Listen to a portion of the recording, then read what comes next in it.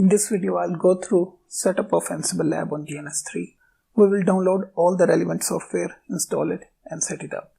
We will need to download GNS3, GNS3 VM, VMware Workstation Player and Linux machine with Ansible installed. I will use a Docker container of Ubuntu machine with Ansible and other required software pre-installed. I will also explain that to you and will also go through what is installed in the Docker container, so that if you wish, you can also install it yourself instead of using Docker container. Let's start off by going to the GNS3 website and downloading GNS3 first. GNS3.com. To download GNS3, you need to create a login. You already have a login on GNS3 website, so I'll just use that.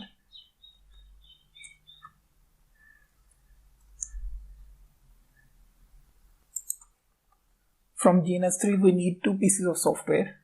One is the GNS3 itself for Windows, and the second is GNS3 VM.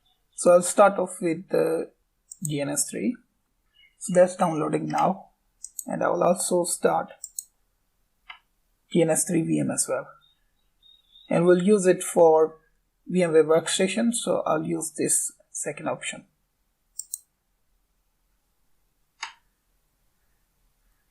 So GNS3 and GNS3 VM are downloading now. I'll go ahead and download VMware Workstation Player. VMware Workstation Player is free for personal use and you'll have to pay for it if you want to use it for business purposes. I will let these softwares download and pause this video. Okay, got the softwares downloaded now. So let's start off by installing GNS3 first. Install is pretty simple, just like any other software installed on Windows. I will need GNS3 VM as well, but as I already have GNS3 VM downloaded, so I will not check it here. And in tools, it's WinPCAP and other standard stuff that comes with GNS3, and I will leave it like that. I don't need Solar Putty, so I'll just remove it. Okay, my GNS3 is installed and I don't need that. I don't want to start it right now, so I'll just click finish. Next thing I want to do is I want to install my VMware Player as well.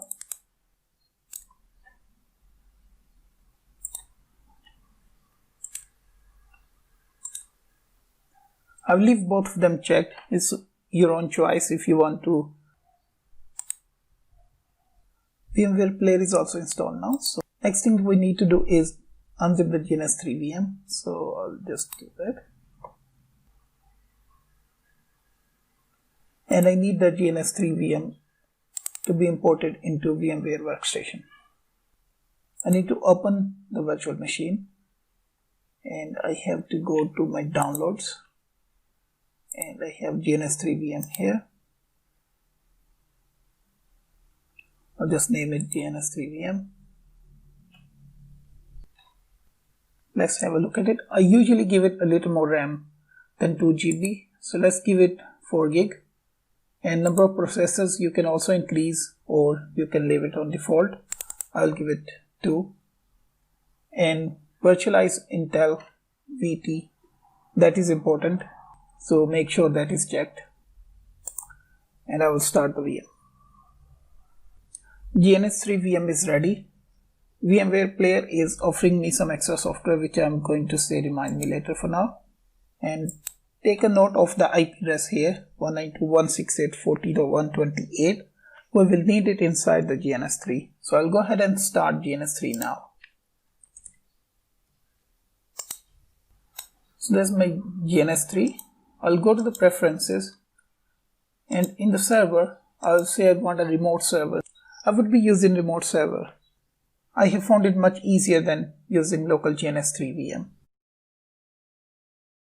So I'll use this IP address 192.168.40.128. 40.128. I'll just name it GNS3 VM. You can name it whatever you like. Click apply. And see, I'm not enabling GNS3 VM here. Instead, I'm using an external GNS3 VM server. So out of these tasks, I have downloaded GNS3, I have downloaded and installed GNS3 VM, I have downloaded and installed VMware Workstation Player, and next thing I want to do is I want to install a Docker container with Ansible installed. So for that, I'll go to Preferences, Docker Containers. I already have one, but I'll remove it and redo it for you. So New, and I want to run this Docker container on a remote computer, not on a GNS3 VM. And now in the new image, I need to tell it where the Docker container image is. You don't need to have an account on Docker Hub, or you don't even need to log in or anything like that. All you need is the name of this image, which is available as a public repository on Docker Hub. I'll just use two adapters. So our Ansible container is also ready. Last thing we need to do is import the iOS images. I'm using the iOS images for layer 3 and layer 2. Let's go ahead and import them as well. So it's going to be Chemo images. So it's just new, and again run this Chemo VM on the remote computer. So you just name it viOS 3. That's my layer 3 image for virtual iOS. I'll just keep the RAM as it is. Interestingly, why it didn't ask me for the image? Virtual iOS 15. This is, I know, is a viOS 3 image, and I'll just import it. I'll also import the layer 2 image as well. The iOS 2.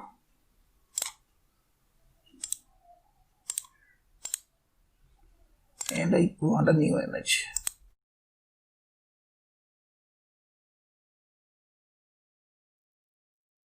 Alright, I got both the images imported. One more thing, let's go ahead and change the symbols. I don't like this default laptop kind of symbol for a router or a switch.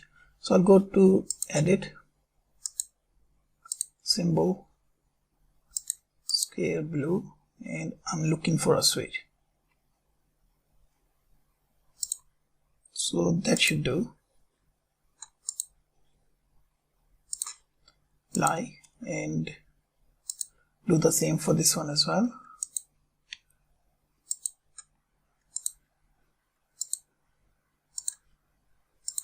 Alright, so we got the required symbols as well. Now I'll also change the symbol for Docker container.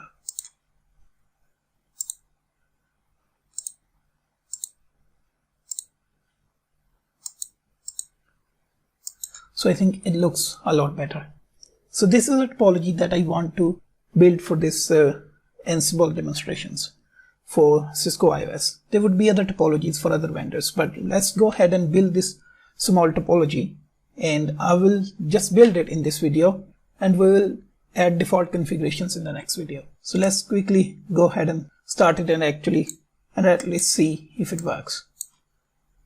Once we are sure the devices are working, then we can add the default configurations in the next video. Create a new blank project, Ansible iOS.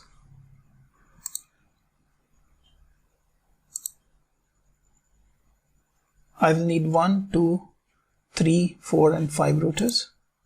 So let's bring it on and change it to R1.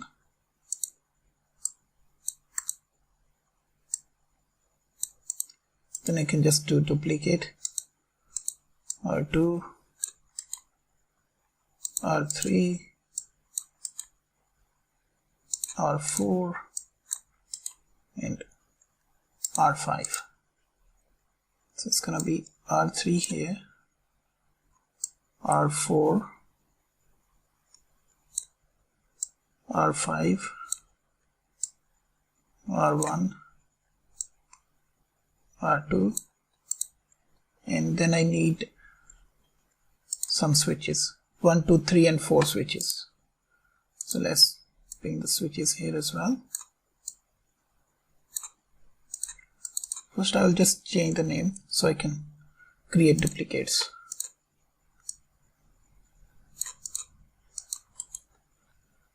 Duplicate switch 2, switch 3, and switch 4. So by default they only have one network interface, so I'm going to go ahead and change that and add more network interfaces. So I'm gonna have 4 network interfaces to that. And for switches, I'll just configure like 16 port switch. I know we don't really need that many adapters for this demonstration, but I don't really like too few ports on a switch. It's just weird to me. R100 is connected to R3. R101 is connected to 00 of switch 1.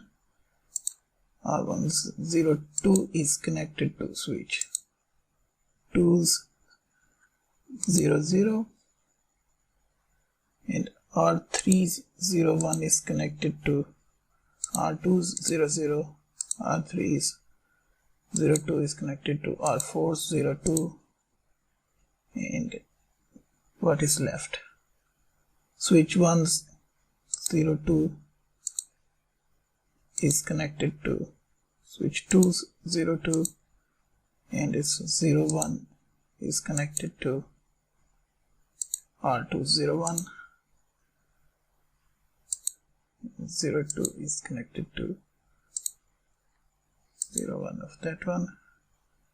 Now I got R4's connection to R5 00 to 00 and 01 to 00, and finally 02 to 00.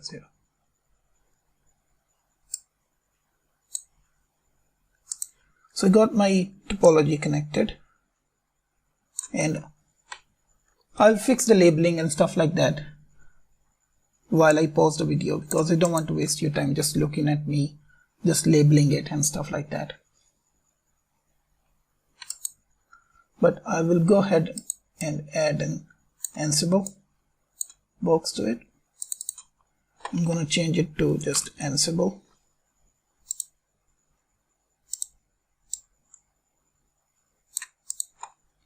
And I'm going to connect its 00 to 03 of switch 1.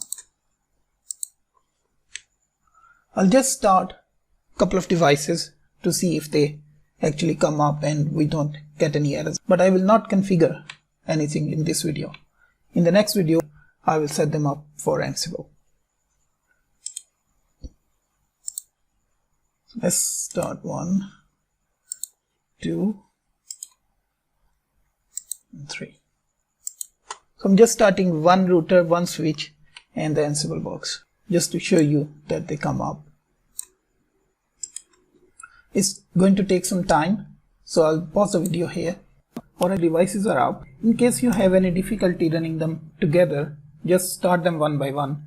They take a lot of CPU when they are booting up, but once they are up, then the CPU usage automatically reduces. One thing I had to change was to increase the RAM to 1 gig. They didn't work with the 256 MB of RAM. Probably you will have to do as well. You can just select them and configure and increase the RAM to 1024. Or you can also do that on the template. Alright, so we can see the iOSs are loading properly without any issues. I just had to increase the RAM. Other than that, everything is just fine. One last thing I want to mention before I finish this video is I want to show you what's inside the Docker container. Alright, so this is what is installed in this Ansible Docker container. So I have Ubuntu 19.10. I have made a directory, and I have made that directory a working directory, so it boots up in this directory. I did a quick update of the Ubuntu, and I installed Ansible on it, and I installed ping and traceroute, installed Vim, SSH, passwords, Paramico, and all these things that are required for this demonstrations to work. I use the same Docker container for Python development. This has all the software that you require for running ansible, or if you want to do network programming in Python. You can do the same if you have an Ubuntu machine. You can install all these things manually if you want. I will attach this text file to the video. If you want, you can go ahead and install it manually, or you can just use this container as we are using now. So I'll leave this video here, and I'll catch up with you in the next video where we will start loading some configurations on these devices.